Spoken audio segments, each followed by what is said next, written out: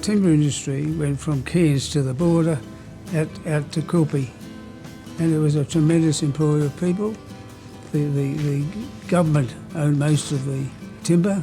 You got a licence which gave you a positive ability to run that little sawmill or big sawmill, and most of the people thrived because of the licence system that the government had that gave you that guarantee that you could make a profit if you were good enough out of the timber industry.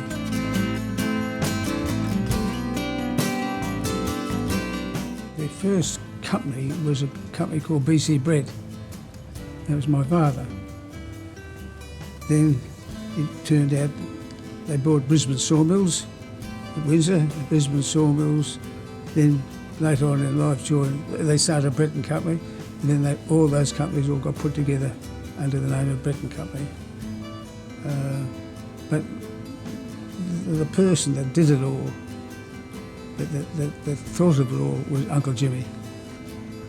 They were tough old fellows. Well, I think if you consider their background, they came from very impoverished beginnings. They learnt their trade through some bright people up in Maryborough, and from that they very boldly went about cutting wood, cutting timber in the bush and shipping it down to the markets in the south. And for young men with no money, it was a pretty bold move. I think if you think about our forebears, everything they did was a risk.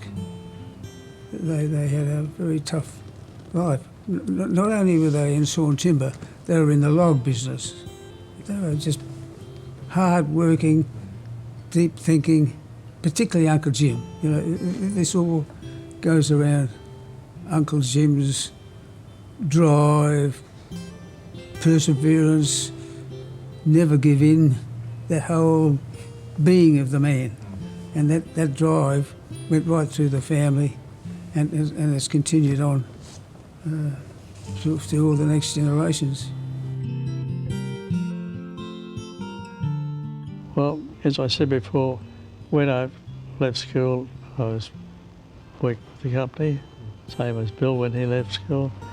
And he joined the Air Force, so I joined the Navy. When we came back, we had different roles, and I was put on the timber side of the business and Bill on the hardware side of the business. Hardware, steel, the wharf and other part of the business. But we, as I said before, went along extremely harmoniously. Never had an argument in our lives. We got along tremendously harmoniously. I've had great respect for his business acumen and managerial side. He was the chairman of directors of all the companies. I was managing director of Brisbane Sawmills.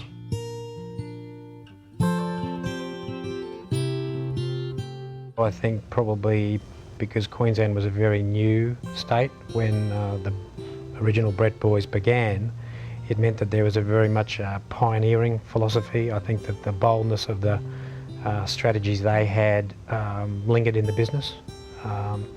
I think also Queensland has been a growth state for a long, long time, and so we've been fortunate to be beneficiaries of a place that's been growing strongly.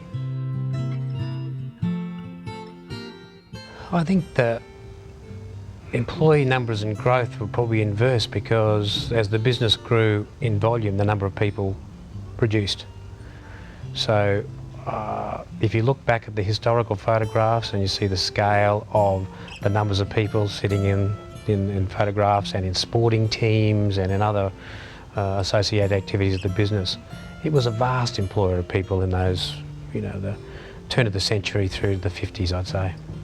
We reckon, Bill Nutting talking about this, just after the war there would be close to 700 people, maybe even closer to 800. It was people-wise, it was a very, very big business. I don't think Dad was a natural risk taker. I think, as you'll hear from Dad and Uncle Bill, being in the building industry for any length of time is a risk in itself, but it's a tough industry to be in, especially for 100 years.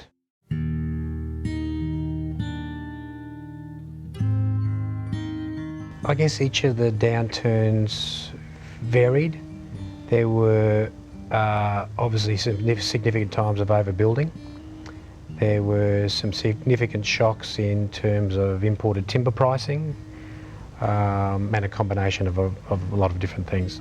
So when it came to how do we ride out a downturn, we went back to what we did 5 years before that, and 5 years before that, and 5 years before that. Yes, I'm a very proud Queenslander. Very, very proud. I've always loved being Queensland. And I don't think there's any better place on this earth than to live than in Queensland. I would totally support that. I've lived in Queensland all my life. I've got the greatest affection for Queensland. I don't think there's anywhere else in the world. I've been around the world several times. There's not a place that I wouldn't rather be than Queensland. Yeah, I'm a very, very proud Queenslander.